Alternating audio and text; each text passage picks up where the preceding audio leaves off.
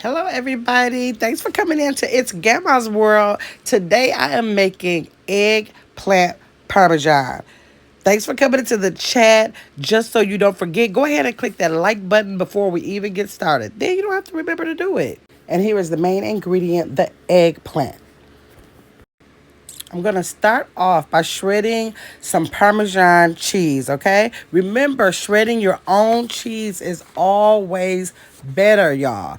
You can prevent from consuming all those added preservatives that they put in those bags of already pre-shredded cheese in the grocery stores. First, I just want to show you how the thicker shred turns out if you use a grater versus the finer grated cheese. And the finer grated cheese is what I'm actually using for this recipe.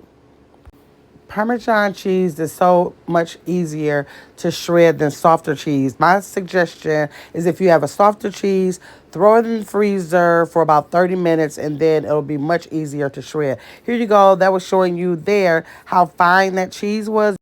That's what I'm looking for this recipe, the finer shred of cheese.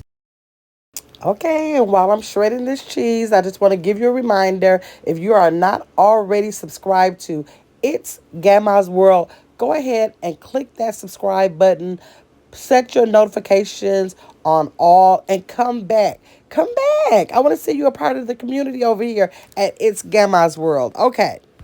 I'm using about this much of the cheese. I say maybe that's about a half cup, maybe 3/4 cups. And again, I'm using this finely shredded cheese to add into the panko breadcrumbs that I'm going to make when I set up the dipping station or the breading station or whatever you might want to call it with my egg wash and my breadcrumbs so that I could get this nicely air fried, okay? You can use this recipe as a side dish or the main course of a meal. I can't wait to try the eggplant in different recipes. In the comments, let me know. Have you had eggplant or are you thinking about trying it? I don't know. Watch the recipe and let me know what you think after you finish watching this video on eggplant parmesan. All right, just getting that scooped inside of the bowl for later. And here we have the eggplant. We are about to slice that bad boy right on up. I've already washed it. When giving it a look over, I saw a couple of nicks and scratches that were less than appealing. So I just went ahead and cut those little pieces right off and continued on to the slicing. I tried cutting them all about, I'll say like a ½ inch in thickness. I know I could have used my mandolin, y'all, but I'm still traumatized and still recovering from my little injury. I got to get over that. So I need some time to get away from that mandolin for a while. So here's the inside of a raw eggplant. That's my first time seeing it raw. So I see what that texture, color, and feeling is for the inside of the eggplant. I know I'm behind in the eggplant game, but it's better late than never, okay? So I'm just now getting into it. So no, I've never seen the inside of an eggplant. You guys may be familiar with it, but I've never given it a try. It was just something about purple and spongy and like, I don't know, a couple of things that made me think twice about it. But I'm in it now. I like it. I like it. I tasted it once at Olive Garden, and so I liked it well enough to go ahead and try this at home. You guys can let me know if you come across any recipes that you think are really good, preferably either vegetarian or pescatarian friendly. Let me know. Drop it in my community wall or shoot me a link to a video that I could watch because I'm always trying something new. We get bored with these foods, the same old ways that we cook them. We got to bring some diversity into this way that we cook a lot of our food. So if you guys come across a good recipe, let me know and I'll try it, and I'll try my best to make a video so we all can try it, okay? Now this thing it makes a lot. So if you are like a family of like 3 or 4, literally you can make a dinner or at least a dish with one eggplant. Do you see how many slices? And these slices are pretty big. They're pretty big, about the size of the palm of my hand.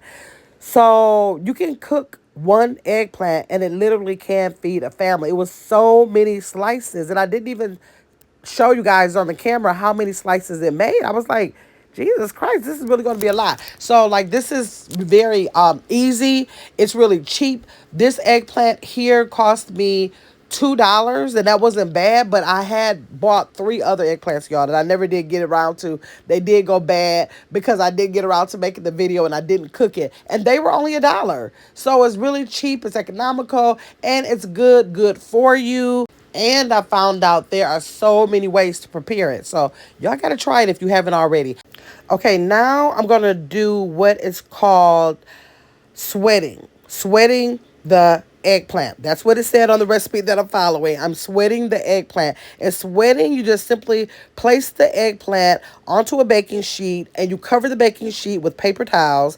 After layering the eggplant slices that you placed on the paper towels, you just need to add a pinch of salt on each one of the slices and let it sit for 15 minutes. I don't think you guys can really see that. Okay, I don't know. I was trying to show you where the salt brings the water to the surface. So after 15 minutes, I just have to take a paper towel and pat it dry, and that's it.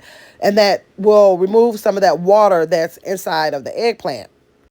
You guys can even see here. You see how I have the eggplant like layered on top of each other? It's that many slices. One little eggplant.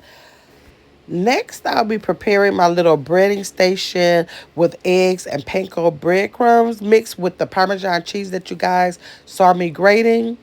So I'm just scrambling those eggs and pouring it into a more shallow dish to make my dipping easier when I get ready to bread these little slices up.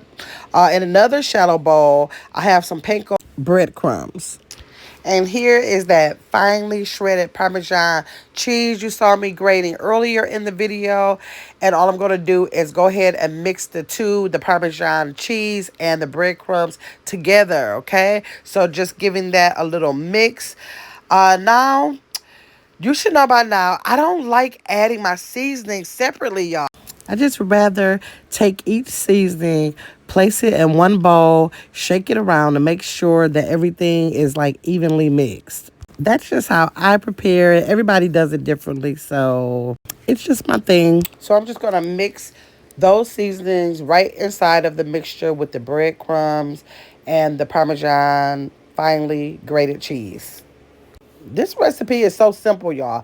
It seems like it's a lot of steps, but really it is really simple. It's not a lot of ingredients. We'll go through the ingredients a little bit later in the video, but it's super simple. So simple. Easy peasy, 1, 2, 3. And literally, I did this recipe in less than like 30 minutes, y'all. So now I'm grabbing that same baking sheet that I sweated the eggplant on. And now I'm going to get these eggplant slices all breaded and ready to go into the air fryer. Again, if you are live in this premiere right now or on the replay and new to the channel, go ahead and hit that subscribe button and be sure to come back. Leave a like and or comment below. So as you can see, I'm actually dipping the Parmesan slice into the egg batter first because that's going to be like your binder so that when you put it in the breadcrumb Parmesan cheese seasoning mix, you want to press that down on there to make sure that the breadcrumbs are on every part of the slice of eggplant. And so it's just that easy. Dip into the egg wash, dip into the dry batter, and then place it on the baking sheet. Okay, I use olive oil to spray into the air fryer basket just to help them not to stick on the bottom of the basket. These slices are pretty wide, so I couldn't fit too many in one basket. My air fryer does have 2 baskets, but I think I'm still going to need to make like 3 or 4 batches because the slices are so big. Another option to this, of course, is to go ahead and pop them in the oven. But I love my air fryer, y'all. I love my air fried foods. So I didn't go with the oven method, but that's definitely something that you could try. Next, I'm going to take a break and go ahead and go over the ingredients for this recipe. Smoked paprika, onion powder, Tabitha Brown's all-purpose seasoning, garlic powder, Italian seasoning, panko, breadcrumbs, mozzarella cheese, Parmesan cheese, and spicy tomato basil sauce. Okay, okay. I thought I had some mozzarella cheese and I didn't. So I had to improvise. I had to borrow a couple of string cheese sticks from the kids because string cheese is mozzarella cheese and it just worked out. So don't judge me. Don't judge me. Okay, so I've chopped the mozzarella cheese sticks into these little circles and placed them right on top of the eggplant slices. Side note, cook your eggplant about 5 minutes before you add the mozzarella. Okay? I'll be sure to do that next time I make this dish. I wish I would have done it, but I didn't know. First time cooking it, you learn as you go. So into the air fryer they go. I'm setting the air fryer for 350 degrees. And because it's my first time cooking these, I'm gonna check it like every 3 or 4 minutes just to make sure everything is going good. So in total, it did end up taking about 10 minutes. And after topping it with some spicy tomato basil sauce, here it is. And I must say, it turned out to be really good. Thanks so much for joining this premiere video. Be sure to like and subscribe if you have not already to It's Gabby's World.